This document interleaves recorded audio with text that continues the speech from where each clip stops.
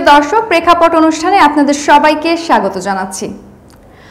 ধরা যাক আপনার গাড়ির গ্লাস চুরি গেছে, অথবা আপনার বাড়ির সামনের রাস্তার ম্যানহোলের ঢাকনাটি খুঁজে পাচ্ছেন না, চুরি হয়ে গেছে। কে করলো চুরি? কোথায় পাবেন চুরি যাওয়া জিনিস? কোনো কুল কিনার পাচ্ছেন না, কি করবেন?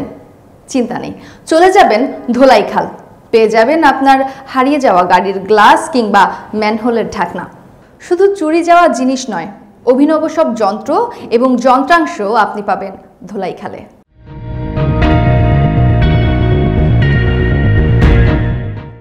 মেড ইন ইঞ্জিনিয়ার নকলের জন্য আপনি ওইখানে যে কোনো জিনিস আপনি বানাইতে পারবেন, যেমন আগরবাতি, মোমবাতি, এটি ওইভাবে নকল করে বানায়। হ্যাঁ, পাশপাতিও বানায়, মোটর সাইকেলের পার্টস বানায়, গাড়ির পার্টস বানায়, সব কিছু পার্টস বানায় এখানে। নতুন মালটাকে ওরা নিয়ে সেম টু সেম তৈরি করাই মেড ইন ইন্ডিয়া বলা হয়।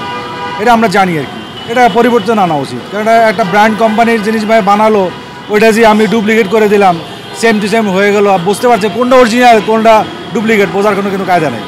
এর বাংলাদেশের যে কোনো জিনিস বিদেশে হোক যাই হোক ওরা তৈরি করে দিতে পারে, কিন্তু ম্যাটেরিয়ালস এবং মাল ম্যাটেরিয়ালস ওরা সেই অ্যাকুরেট হয় না, কিন্তু তৈরি করতে পারে তারা।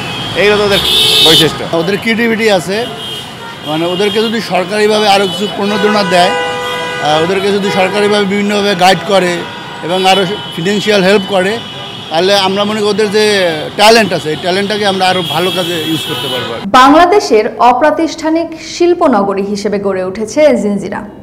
এখানকার শ্রমিকদের উদ্ভাবনী শক্তি এবং মেধা সত্যি অবিশ্বাস্য।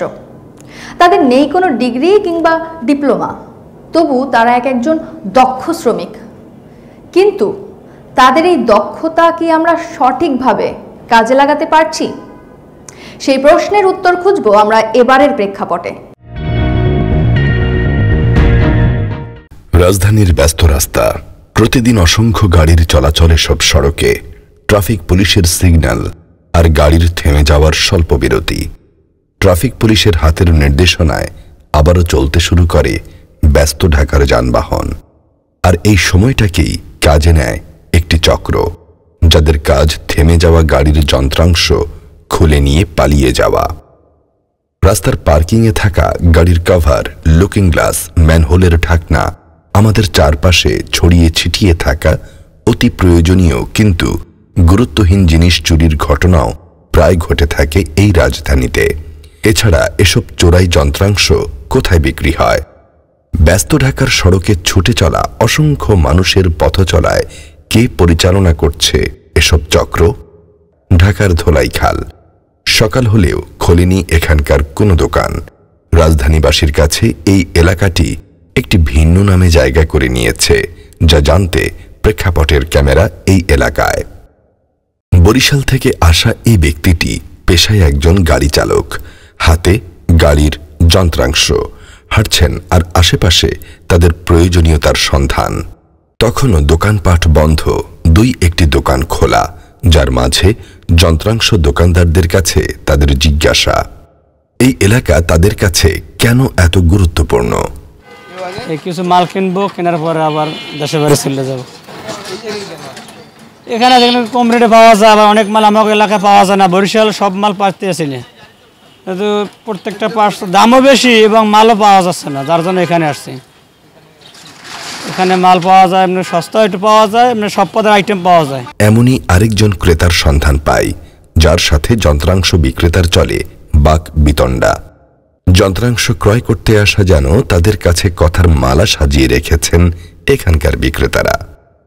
কিভাবে দিবেন, যদি আমার পোচায় আমি তুমি আপনার লগে ব্যবসা করুম, কারবার করুম। আমি তো ভাই ব্যবসা করবার বুঝছি, আমি তো মারামারি করবো বুঝি নেই। এত দাম চাইলে তো আমি নিতে পারবো না। আপনি কত করে দিবেন? আমি তো পারবো আমরা 30 টাকা 20 টাকা করে দিতে। এইটা ভাই এই দামে আমরা কিনাও পারি না। আগে দিন আছিল ভাই, আগে বেচি অবস্থা। অনেক দেশের পরিস্থিতি দেখতেছেন, অনেক ব্যবসা সব জায়গায় খারাপ, মাল আহে না, মাল পায় না, দোকানদাররা মাল পায় না, ইম্পোর্টাররা মাল পায় না, ট্যাক্সের গেছে গা বাইরা, সব দিক দিয়ে গেছে গা বাইরা। এটা তো কেউ বাপের ফ্যাক্টরির মাল না। টাকা দিয়ে মাল কিনা দিব, ব্যবসা করুন, টাকা দিয়ে মাল কিনতে দিব। আপনিও টাকা দিয়ে দিবেন, আমিও টাকা দিলাম। সকাল গড়িয়ে দুপুরের পথে, এরই মধ্যে একে একে খুলতে শুরু করে গাড়ির যন্ত্রাংশ বিক্রির দোকান। রাস্তার উপরে পলিথিনের ডেকে রাখা গাড়ির যন্ত্রাংশ। বেলা বাড়ার সাথে সাথে দেখা মেলে একদল শ্রমিক রাস্তার উপরে এভাবে বসে আছেন। কি তাদের কাজ? পাশেই বোঝা বহনের ছড়ি। জানতি বলতে থাকেন কাজের সন্ধানে তারা। কাম কাজ নাই, সমস্যা এটাই। সরকার যে পথ ঘটনা নেই সে পথ কামের অবস্থায় হয়ে থাকে, মানে মহাজনের ব্যবসা আমার কাম হইব। ঘন্টা পেরুলি দেখা মেলে একদল শ্রমিক মাথায় ঝুড়ি ভর্তি গাড়ির যন্ত্রাংশ বহন করে রাস্তায় ছোটাছুটি করছে। সড়কের পাশে এভাবেই স্তূপ করা হচ্ছে বিভিন্ন গাড়ির যন্ত্রাংশ। বিক্রেতাদের ঘিরে ধরে এখানে আসা আরেকটি শ্রেণীর মানুষ, যাদের কাজ এসব যন্ত্রাংশের কেনাবেচা করা ও হিসেব রাখা। গাড়ির এসব যন্ত্রাংশের উৎস কোথায়, কিভাবে এখানে এসব যন্ত্রাংশ আসে, তার কারণ খুঁজতে থাকি আমরা।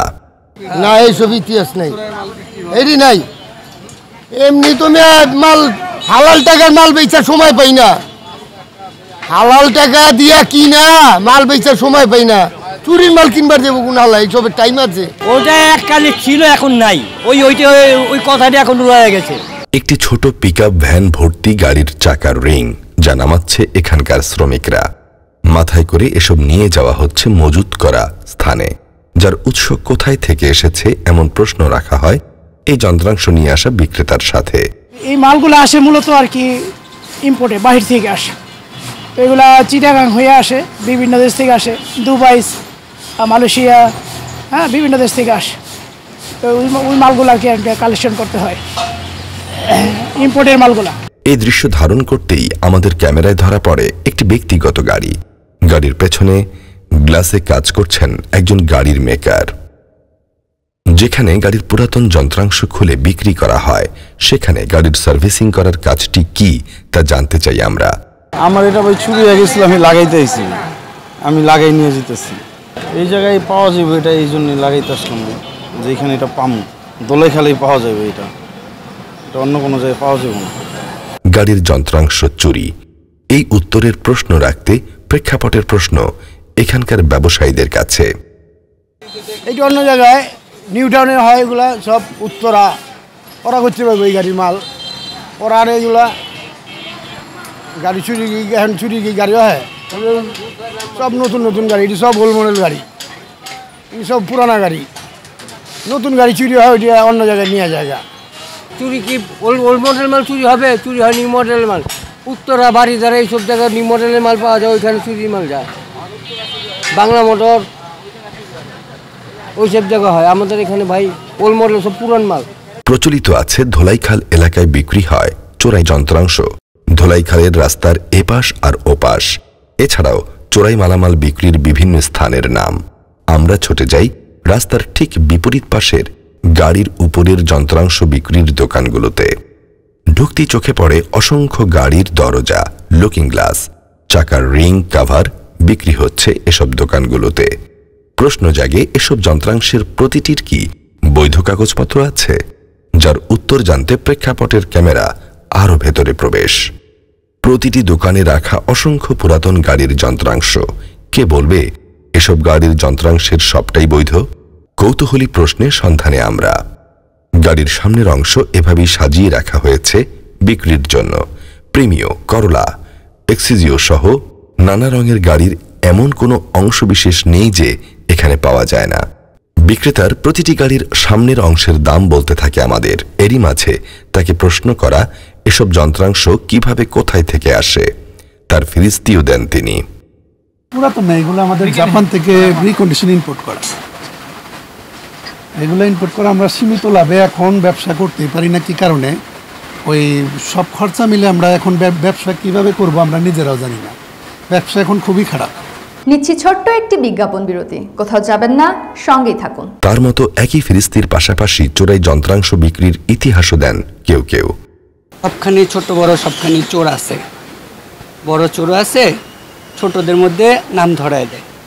এখন বড়রাও করে এমনি ছোটোখাটো, এগুলো যেগুলো বললেন এগুলো ছোটোখাটো হিরোইন চিরাও করে, এগুলো নেশা করে। এখন কারা নেয়, কারা বিক্রি করে, সবখানেই যায় এগুলো। আপনি ধোলাইখাল, বাংলা মোটর, অনেক জায়গা আছে, কারা নেয় কে বলে, এরকম সবখানেই যায়। যেসব স্থানের কথা বলা হচ্ছে প্রেক্ষাপট ছুটে যায় সেসব এলাকায়। রাস্তার পাশেই চলছে গাড়ির কাজ। যন্ত্রাংশ খুলে এভাবে লাগানো হচ্ছে চুরি হয়ে যাওয়া, নষ্ট হয়ে যাওয়া গাড়ির যন্ত্রাংশ। চোখের পলকেই গাড়ির দরজার যন্ত্রাংশ এভাবে লাগানো হয়, যার উল্টোটাও জানা গাড়ি যন্ত্রাংশ চুরির পেছনে থাকা চক্রের। চুরি হয়ে যাওয়া গাড়ির যন্ত্রাংশ কিনতে আসা কোনো গাড়ি দেখলে এভাবেই ছুটে চলা এখানকার মেকারদের, যাদের কাজ অত্যন্ত নিখুঁত। চুরি হওয়া যন্ত্রাংশ বিক্রির তীর ধোলাইখাল থেকে এ বাংলা মোটরের দিকে। অ্যাকচুয়ালি এই মালগুলো আমার ধোলাইখাল আসে না, এগুলো বিভিন্ন সেক্টরে চলে যায়, যেমন আমাদের স্কাউটে যায়, বাংলা মোটর যায়। সেখানে তার উল্টো তীর ধোলাইখালের যন্ত্রাংশ বিক্রির ব্যবসায়ীদের দিকে। জাপান থেকে আমরা দুবাই থেকে আনি এগুলা সব নতুন মাল। তোমার ধোলাইখালের রিকন্ডিশন কোনো মাল বিক্রি হয় এখানে, নতুন মাল বিক্রি হয়। ধোলাইখাল সব ধোলাইখাল, স্কাউট ধোলাইখালের ওই দিকে যায়। হ্যাঁ, এই দিকে আনলে এত গাড়ির মাল চুরি হয়। সেদিনে তো ফেসবুকে দেখলাম গুলিস্তানের ওই দিক থেকে মাল একটা টান দিয়ে দৌড়, এগুলো নেয় কই? কেউ না কেউ তো কেনে বা বিক্রি করে। ধোলাইখালের এই দৃশ্য আর পাল্টাপাল্টি অভিযোগের পর প্রেক্ষাপটের গন্তব্য জিঞ্জিরা এলাকায়। রাজধানী ঢাকার একমাত্র নদী বুড়িগঙ্গার কোল ঘেঁষে গড়ে উঠেছে সম্ভাবনাময় এক শিল্পনগরী। বাংলাদেশ ক্ষুদ্র কুটির শিল্প কর্পোরেশন 1986 সনে 5 কোটি টাকার একটা ঋণের একটা কাভারেজ ছিল, এবং সেটি জিঞ্জিরা এবং ধোলাইখাল অঞ্চলে আমাদের প্রায় 247 জন উদ্যোক্তা থেকে আমরা সেই ঋণটা প্রদান করি। তো এখন মনে হইতে পারে যে 5 কোটি টাকা খুব যথেষ্ট বড় ফিগার না, কিন্তু তখন কিন্তু 1986 সনে 5 কোটি টাকা যথেষ্ট বড় একটা ফিগার ছিল, এবং তাদেরকে এই ঋণটা দেওয়ার পরিপ্রেক্ষিতে তারা যথেষ্ট উপকৃত হয়েছে, শিল্প প্রতিষ্ঠান স্থাপন করেছে, এবং তারা এখন আমি মনে করি যে তাদের অনেকেই যথেষ্ট পরিমাণে তাদের ইনভেস্টমেন্ট বিনিয়োগের পরিমাণ বাড়িয়ে যথেষ্ট পরিমাণে উপকৃত হয়েছে, এবং বাংলাদেশের অনেক বড় বড় শিল্প প্রতিষ্ঠানকে তারা সাপোর্ট দিচ্ছে। প্রচলিত আছে এখানে চাইলে নকল মানুষও বানিয়ে দেয়া সম্ভব। নদীর মাঝ থেকে দেখা মেলে অসংখ্য বড় বড় জলযান। পাড়ে ওঠানো হয়েছে এসব জাহাজ ও মালামাল বহন করা যান, যাদের মেরামত করতে এই স্থানটির সুনাম দেশ জুড়ে। নদীর কুল ঘিরে গড়ে উঠেছে অসংখ্য ছোট ছোট ডকইয়ার্ড। হাতুড়ি পিটিয়ে ভেঙে ফেলা হচ্ছে মরিচা ধরে যাওয়া জলযানের অংশবিশেষ। জাহাজের ছোট ছোট যন্ত্রাংশ বিক্রির দোকানের পাশাপাশি দেখা মেলে নোঙর আর বড় বড় শেকল, যার সবটাই নির্মাণ করা হয় এই জিঞ্জিরা এলাকায়। এরই মাঝে দেখা মেলে ভেতরে বানানো হচ্ছে জাহাজের পাখা। ছোট্ট ঘরে কয়েকজন শ্রমিক নিখুঁতভাবে ঘষা মাজার পাশাপাশি করছে স্কেল দিয়ে পাখার পরিধি। যাদের নেই কোনো প্রাতিষ্ঠানিক শিক্ষা, তবুও তাদের হাতেই নির্মাণ হচ্ছে গভীর সমুদ্রে চলা জাহাজের পাখা। শিক্ষা বলতে আমরা ছোটবেলার থেকে এটা দেখতে দেখতে শিখতে শিখতে ওস্তাদদের সাথে থাকতে থাকতে এই জিনিসটা আমাদের আয়ত্তে, এটা একবারে হয় না। ও কাজে শিখার কোনো শেষ নেই। এখনও আমি যে আজকে 28 বছর ধরে কাজ করি, এখন আমার শিখার অনেক বাকি আছে। পুরা পয়রা ইঞ্জিনিয়ার আর আমরা প্র্যাকটিক্যাল ইঞ্জিনিয়ার। ওদেরটা নিখুঁত, ঠিক আছে, আমাদের থেকেও নিখুঁত হয়। চাইলে আমরাও নিখুঁত করতে পারি ওদের মতো, কিন্তু আমাদের সময় লাগবে। ওরা একটা কাজ, এই কাজটা করতে গেলে ওদের ম্যাক্সিমাম আপনার 15 দিন লাগবে, আর আমরা এটা 2 দিনের ভিতরে কমপ্লিট করে দেবো। এই লাইনে আয়া 2-4 বছর আগে ট্রেনিং দিয়ে দেবো, তারপরে বুয়েট যত লেখাপড়া আছে সব লেখাপড়া এই জায়গায় প্র্যাকটিক্যাল করতে আছে, তাই কখনই হইব না। আমাদের দেশে যে ধোলাইখাল অথবা জিঞ্জিরা বলে পরিচিত যে সেক্টরটা আছে, ওই সেক্টরে ওরা যদিও খুব নিচের লেভেলের লোকজন, নিচের লেভেল বলতে তারা টেকনিক্যালি সাউন্ড না, তারপরেও তারা বিভিন্ন বিষয়ে অভিজ্ঞতার আলোকে তারা যে সমস্ত জিনিসপত্র তৈরি করতেছে আমাদের দেশে, বিভিন্ন মেশিন পার্ট বিশেষ করে, তো এগুলো আই অ্যাপ্রিসিয়েট, মানে এগুলোকে আমি খুব ভালোভাবেই নেই। এদেরকে যদি আরও কিছু যদি এদেরকে শিক্ষার ব্যবস্থা করা যেত, তাহলে সেটা আমাদের জন্য, আমাদের দেশের জন্য, আমাদের অর্থনীতির জন্য সেটা অনেকখানি হেল্পফুল হতো বলে আমার বিশ্বাস। বিশেষ করে আমি মনে করি যে তাদের যে স্কিলনেসটা আছে, সেই সাথে সাথে ওদের স্কিলনেসটা আরও কিছু বাড়িয়ে দেওয়ার জন্য যদি সেই রকম যদি একটা ট্রেনিং ইনস্টিটিউট করা যেত গভর্নমেন্টের পক্ষ থেকে, এবং সেখানে স্কিল্ড যে সমস্ত ম্যান পাওয়ার আমাদের আছে, স্কিল্ড ম্যান পাওয়ারের কোনো অভাব নেই।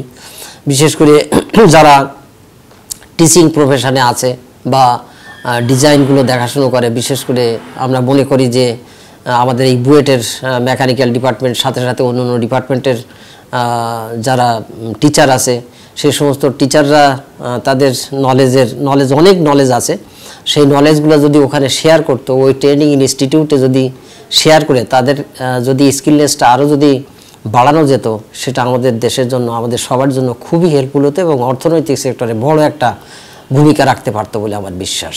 কিছু দূর সামনে যেতেই জাহাজের ইঞ্জিনের ছোট ছোট যন্ত্রাংশের লেদ মেশিন আর পাখা নির্মাণের কারখানা। টগবগে আগুনে জ্বালানো হচ্ছে পাখা বানানোর কাঁচামাল। তীব্র গরমকে উপেক্ষা করে একদল শ্রমিকের কর্মদিন চলে দূষিত আর ঝুঁকির মধ্যে। আগুনে শুধু পিতলকেই পোড়ানো হয় না, এখানকার এক একজন শ্রমিকের মুখমণ্ডল দেখলে বলে দেয় কতটা পুড়ে গেলে একজন মানুষের মুখমণ্ডল এতটা কালো হয়ে যেতে পারে।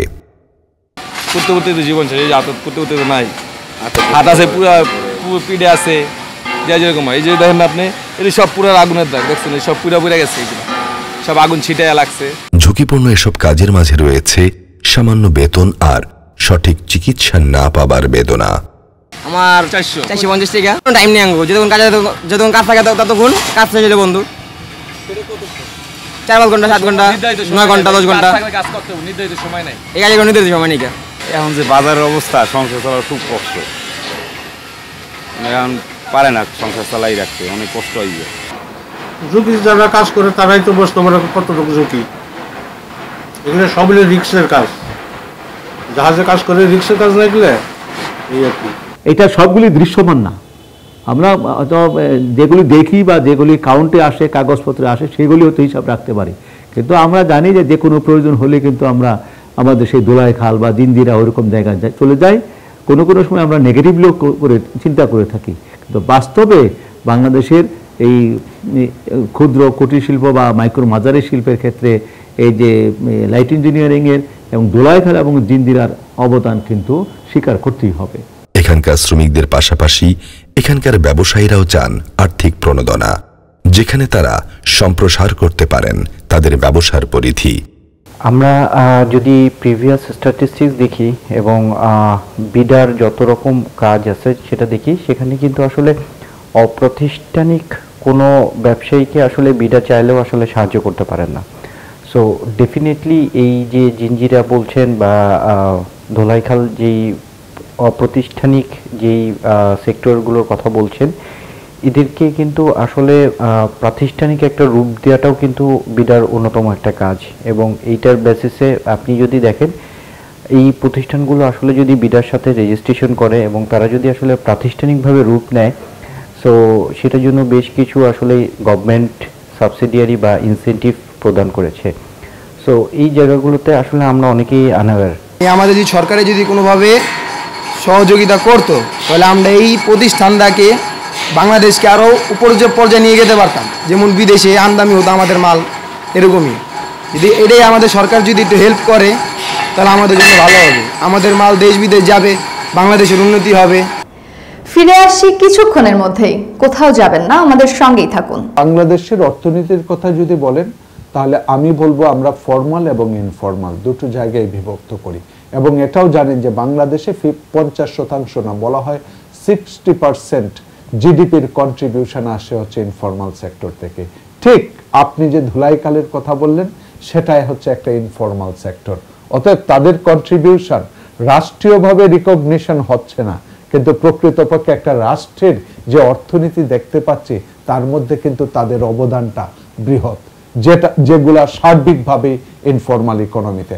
এখন আমি যেটা ব্যক্তিগতভাবে মনে করি, আমাদের এক্সপার্ট কিছু লোক রয়েছে, সেটা যদি ধুলাইখালকে ধরেন বিশেষ একটা প্রেক্ষিতে, তাদের কিন্তু এক্সপার্টাইজ এবং স্কিলস, দক্ষতা দুটোই রয়েছে, কিন্তু প্রকৃতপক্ষে নেই কোনটা, যে আমরা এই দক্ষ ব্যবস্থাপনার মাধ্যমে এই দক্ষতাটা কিভাবে রাষ্ট্রের হিসাবের মধ্যে আনবো। আবর্জনা থেকেই যেখানে মেলে কাঁচামালের উৎস, সেখানে সরকার কতটা আগ্রহী এসব ক্ষুদ্র উদ্যোক্তাদের নিয়ে? কোনো একটা প্রতিষ্ঠান যদি বিডার সাথে আসলে রেজিস্ট্রেশন করে এবং এটা আসলে প্রাতিষ্ঠানিক রূপ নেয়, এটা কিন্তু প্রায় 10 বছরের মতন একটা ট্যাক্স বেনিফিট পাবেন। অন দ্য আদার সাইড তাদের ইম্পোর্টের ক্ষেত্রে আপনি যদি বিডসের একটা সমীক্ষা দেখেন, ওখানে যেটা বলা হচ্ছে যে এই সেক্টরে প্রায় 33.8% পিপল আসলে দক্ষতা তাদের নেই, তারপরেও কিন্তু আসলে তারা কাজ করছেন। সো যখনই এটা প্রাতিষ্ঠানিক রূপ নেবে তখনই কিন্তু আসলে গভর্নমেন্ট থেকে যে ইনিশিয়েটিভগুলো নেওয়া হয়, বিভিন্ন কারিগরি শিক্ষা বলেন, ট্যাক্সের ইস্যু বলেন, ডিউটি এক্সেপশন বলেন, ইভেন আপনার পার্সোনাল যে ট্যাক্স, সেখানেও কিন্তু তারা একটা বেনিফিট পাচ্ছে। এবং রিসেন্টলি বাংলাদেশ ব্যাংকের একটা সার্কুলারে অলরেডি কিন্তু এই লাইট ইঞ্জিনিয়ারিং খাতে যদি এক্সপোর্ট করা হয় সেখানে কিন্তু নগদ সহায়তা প্রদান করে, এক্সপোর্ট সাবসিডি আমরা যেটা বলে থাকি। সো লাইট ইঞ্জিনিয়ারিং সেক্টরে কিন্তু প্রায় 10% এক্সপোর্ট সাবসিডি দেওয়া হয়েছে। সো ডেফিনেটলি এই সেক্টরটাকে আসলে বিডা আইডেন্টিফাই করেছে এবং এটার উন্নয়নের জন্য কিন্তু আসলে বিডা বাকি সবার আসলে সহযোগিতা ফলেই কিন্তু আসলে এই সেক্টরটা আসলে ডেভেলপ সম্ভব। বাংলাদেশে হালকা প্রকৌশল শিল্প একটি গুরুত্বপূর্ণ ও ক্রমবর্ধমান খাত, যা বিভিন্ন শিল্পের যন্ত্রাংশ তৈরি, মেরামত এবং উৎপাদনে অপরিহার্য ভূমিকা রাখে। বর্তমানে লাইট ইঞ্জিনিয়ারিংয়ের কলেবর আরও বেড়েছে, শুধুমাত্র দোলাইখাল এবং জিঞ্জিরাতে সীমাবদ্ধ না, বাংলাদেশের বিভিন্ন জায়গায় আমাদের যশোর আছে, তারপরে বগুড়া আছে, আরও অন্যান্য বিভাগীয় সদরও কিন্তু আমাদের সেই সমস্ত লাইট ইঞ্জিনিয়ারিংয়ের সেই পরিধি বেড়েছে, তাদের কর্ম এরিয়া বেড়েছে, চাহিদাও বেড়েছে। কারণ ইকোনমিক অ্যাক্টিভিটিস বাড়ার পর সাথে সাথে কিন্তু লাইট ইঞ্জিনিয়ারিংয়ের ক্ষেত্রটা যথেষ্ট বেড়েছে। লাইট ইঞ্জিনিয়ারিং শিল্পকে প্রমোট করার জন্য আমরা একটা মনোটাইপ শিল্প নগরী স্থাপন করেছি, সেটি হলো আমাদের মুন্সিগঞ্জের টঙ্গিবাড়ির বেতকা একটা জায়গায়, সেখানে 50 একরের একটা সম্পত্তি আমরা ডেভেলপ করেছি এবং আশা করি যে লাইট ইঞ্জিনিয়ারিংয়ের বড় একটা সেক্টর ওখানে ট্রান্সফার হওয়ার সম্ভাবনা আছে। এই খাতটি দেশের অর্থনীতিতে প্রায় 20,000 কোটি টাকা অবদান রাখে, যা জিডিপিতে প্রায় 3%। বাংলাদেশে প্রায় 18,000-এর উপর লোকাল কোম্পানি যারা আসলে বিডার সাথে রেজিস্ট্রেশন করা আছে এবং বিডা কিন্তু এই কোম্পানিগুলোর আসলে উন্নতিতে বা তাদের যে গভর্নমেন্ট ইনিশিয়েটিভ বা গভর্নমেন্ট যে ইনসেন্টিভগুলো আছে, বিডা কিন্তু এগুলো আসলে এনশিওর করে। সো ডেফিনেটলি প্রথমে অনেক কিছু চ্যালেঞ্জ মনে হয় যে একটা সরকারি প্রতিষ্ঠানে আসলে কোনো একটা সার্টিফিকেট নেওয়ার জন্য তাদেরকে হয়তোবা অনেক হ্যাসেলের মধ্যে দিয়ে যেতে হয় বা তারা আসলে অনেক কোথায় যাবে এটাও আসলে ঠিক করতে পারে না। সো এখান থেকে রিসেন্টলি বিডা যে OSS system one stop solutions বা ওয়ান স্টপ সার্ভিস যেটা চালু করেছেন আর কি, সো এই সার্ভিসের আন্ডারে কিন্তু তারা সহজেই এই রেজিস্ট্রেশনগুলো করতে পারেন। বাংলাদেশের লাইট ইঞ্জিনিয়ারিং সেক্টরকে মাদার অফ অল সেক্টর বলা হয়। পর্যাপ্ত নীতিগত সহায়তা, বিনিয়োগ ও অবকাঠামোগত উন্নয়ন নিশ্চিত করা গেলে দেশের হালকা প্রকৌশল খাত বিশাল অপ্রচলিত বিশ্ববাজারে প্রবেশ ও $100 বিলিয়ন পর্যন্ত রপ্তানি করার সম্ভাবনা রয়েছে। সেই উদ্যোগটা কে নেবে? অবশ্যই কোনো ইন্ডাস্ট্রিয়াল ব্যবসায়ীকেই নিতে হবে যে এই শিল্পটাকে কেন্দ্র করে আমি ফর্মাল সেক্টরে রাষ্ট্রীয়ভাবেই করব এবং রেজিস্টার্ডভাবেই করব, কিন্তু আসলে কি করা যায়, তার জন্য বিনিয়োগ কি লাগবে, তার জন্য রাষ্ট্রের সাথে, ব্যাংকের সাথে অথবা যে কোনো ধরনের যেভাবে ফিনান্সিং করতে হয় সেই জায়গাগুলার। কিন্তু দেখা যাচ্ছে যে দিনের পর দিন তারা একই ধরনের জায়গায় একই ধরনের কাজ করছে, কিন্তু তাদের প্রোডাক্টিভিটির কথা যদি বলেন যে আমি একটা শ্রমিক, আমি কতটুকু উৎপাদন করতে পারি, সেই উৎপাদন মাসের পর মাস, বছরের পর বছর যাচ্ছে, কিন্তু আমার উৎপাদনশীলতা বাড়ছে কিনা সেটা কিন্তু বাড়ছে না। সে একটা জিনিস দক্ষ, কিন্তু এই মেশিনটাকে আরো উন্নত মেশিন দিলে সে যে আরো বেশি প্রোডাক্টিভ হয়ে যায়, রাষ্ট্রের জিডিপির কন্ট্রিবিউশন বেড়ে যায়, সেই জায়গাগুলোকে আসলে রাষ্ট্রের কাজে লাগানো দরকার। আমাদের জনসংখ্যার যার যতটুকু স্কিল আছে এই স্কিলটাকে প্রোডাক্টিভিটিতে রূপান্তর করা, প্রোডাক্টিভিটি বাড়ানোর ক্ষেত্রে রূপান্তর করা, যাতে আমাদের জাতীয় আয় বলেন, জিডিপি বলেন, সেই জায়গার প্রবৃদ্ধিতে সহায়ক ভূমিকা রাখতে পারে। 80,000-এরও বেশি এসএমই এবং 10 লক্ষেরও বেশি দক্ষ কর্মী নিয়ে এই খাতটি ৩,৮০০-রও বেশি ধরনের মেশিনারি, স্পেয়ার পার্টস এবং আনুষঙ্গিক জিনিসপত্র উৎপাদন করে, যা বাংলাদেশের ৮.২ বিলিয়ন মার্কিন ডলারের অভ্যন্তরীণ চাহিদার প্রায় অর্ধেক। এদের উদ্যোগ আপনার যথেষ্ট বড় হয়েছে। সেই উদ্যোগে কিন্তু বাংলাদেশ ব্যাংক সাপোর্ট দিচ্ছে, কমার্শিয়াল ব্যাংকগুলি সাপোর্ট দিচ্ছে। আমরা আমাদের জেলা প্রশাসকদেরকে বলে থাকি, রিকোয়েস্ট করেছি যে আমাদের ক্ষুদ্র কুটির শিল্পের যারা উদ্যোক্তা আছে তাদেরকে প্যাট্রোনাইজ করার জন্য। তারা তাদের আওতাধীন যে সমস্ত কমার্শিয়াল ব্যাংকগুলি আছে সেক্ষেত্রে কিন্তু তারা ঋণ পেয়ে থাকে। আপনারা জানেন যে এদেরকে প্যাট্রোনাইজ করার জন্য আমাদের বিসিকেও কিন্তু প্রায় ৩৬৬ কোটি টাকার মতো ঋণের কাভারেজ আছে। আমরাও কিছু ঋণ দিয়ে থাকি, যদিও এখন আমরা ২০ লক্ষ টাকা পর্যন্ত ঋণ আমরা দিতে পারি। তো সেটাও আমরা মনে করি সীমিত, কিন্তু এই জন্যই আমরা বাংলাদেশ ব্যাংকের সাথে আমাদের যোগাযোগ আছে এবং বিভিন্ন কমার্শিয়াল ব্যাংকেও আমরা চিঠিপত্র দিচ্ছি। আমরা বলি যে আমাদের বিসিকে যদি নিবন্ধন থাকে, আমাদের প্রতিটা উদ্যোক্তা কিন্তু বিসিকে নিবন্ধন পাওয়া উদ্যোক্তা। তো বিসিকে নিবন্ধিত উদ্যোক্তা যাদেরকে আমরা প্রশিক্ষণ দেই, যাদেরকে এন্টারপ্রেনারশিপ ডেভেলপমেন্টের প্রশিক্ষণ দেই, তাদেরকে ঋণ সহায়তা দেওয়ার জন্য তাদেরকে আর কি ফ্যাসিলিটি দেওয়া যায়, তাদের ট্যাক্স রিডামশনের জন্য কীভাবে সুযোগ দিতে পারি, তাদেরকে হোল্ডিং ট্যাক্স কীভাবে মকুব করার জন্য সুযোগ দিতে পারি, তাদের বিদ্যুতের জন্য, গ্যাসের জন্য কী কী সুযোগ সুবিধা দিতে পারি, এই সমস্ত বিষয়গুলি কিন্তু আমাদের সেই পারভিউর মধ্যে কাভারেজে আছে। প্রকৌশল ও হালকা প্রকৌশল পণ্যের বৈশ্বিক বাজার 7 ট্রিলিয়ন ডলারের, যেখানে বাংলাদেশের অংশ 1% কম। বিশাল এই বাজারে বাংলাদেশ 2021-22 অর্থ বছরে 795.63 মিলিয়ন ডলারের পণ্য রপ্তানি করেছে এবং ধারণা করা হচ্ছে 2030 সালে তা 12.56 বিলিয়ন ডলারের শিল্পে পরিণত হবে। আমাদের প্রান্তিক পর্যায়ের এই শ্রম ও মেধাকে একটি প্রাতিষ্ঠানিক কাঠামোর মধ্যে আনতে হবে। শুধু হারিয়ে যাওয়া জিনিসপত্রের ঠিকানা নয় ধোলাইখাল, এটি বাংলাদেশের মানুষের শ্রম ও দক্ষতার স্মারক। রাষ্ট্রীয় পৃষ্ঠপোষকতা ও সহযোগিতায় মেড ইন জিঞ্জিরা হয়ে উঠতে পারে আমাদের গর্ব ও অহংকার। প্রেক্ষাপট অনুষ্ঠান নিয়ে আপনাদের মতামত আমাদের জানাতে পারেন, আমাদের সাথে যোগাযোগ করতে পারেন ইমেইল প্রেক্ষাপট@yahoo.com, ফেসবুক প্রেক্ষাপট। আজ এ পর্যন্তই। আগামী পর্বে দেখা হবে নতুন কোনো বিষয় নিয়ে। সেই পর্যন্ত সবাই ভালো থাকুন, সুস্থ থাকুন।